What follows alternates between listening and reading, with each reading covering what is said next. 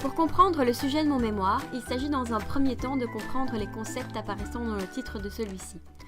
Premièrement, qu'est-ce qu'une surface pseudo-riemannienne ?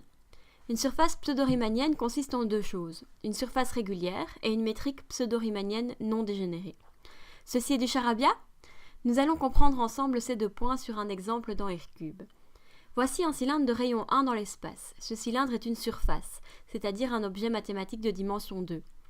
On dira simplement qu'une surface est régulière lorsqu'en tout point P de cette surface, on peut définir un plan tangent à la surface en ce point, qu'on note TPS. On munit ensuite cette surface régulière en chaque point d'une métrique, c'est-à-dire une application qui prend deux vecteurs du plan tangent et qui renvoie un nombre réel, d'où l'importance de la régularité de la surface. Le fait qu'une métrique soit non dégénérée stipule simplement qu'elle n'est pas nulle partout pour deux vecteurs non nuls. Mais au fond, pourquoi appelle-t-on ça une métrique pseudo-riemannienne ? Nous allons expliquer la nuance entre métrique riemannienne et pseudo-riemannienne en prenant les deux métriques classiques de R-cube. Lorsque g de xx est strictement positif pour tout vecteur x non nul, on dit qu'elle est riemannienne. Le produit scalaire usuel est une métrique riemannienne. La métrique suivante, où on voit apparaître un signe moins, s'appelle la métrique de Minkowski. Lorsqu'on calcule g de xx, on obtient un nombre pouvant être négatif. C'est donc une métrique pseudo-riemannienne. Mais au fond, ça sert à quoi ? Déjà, c'est dans la démarche du mathématicien de vouloir généraliser des concepts déjà connus. De plus, cette métrique a été utilisée pour modéliser l'espace-temps en physique. En conclusion, une surface pseudo-riemannienne est une surface régulière munie en chaque point d'une métrique non dégénérée et non nécessairement positive. Deuxièmement, qu'est-ce qu'une surface minimale ? Intuitivement, une surface minimale est simplement une surface qui à bord fixé minimise son aire. La complexité réside dans le fait que la notion d'aire est induite par la métrique G et donc c'est conceptuellement difficile à visualiser. Par contre, avec la notion d'aire habituelle induite par le produit scalaire, les choses deviennent plus faciles. Fixons par exemple deux disques parallèles.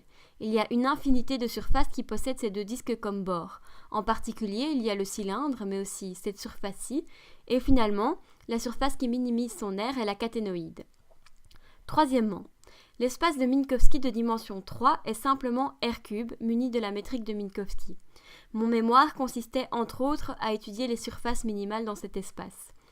Une manière simple de décrire une surface de R-cube est de la définir comme le graphe d'une fonction f de deux variables à valeur réelle. Le but n'est pas de développer la théorie, mais on montre que S est minimal dans l'espace de Minkowski si et seulement si la fonction f satisfait à l'équation dérivée partielle suivante.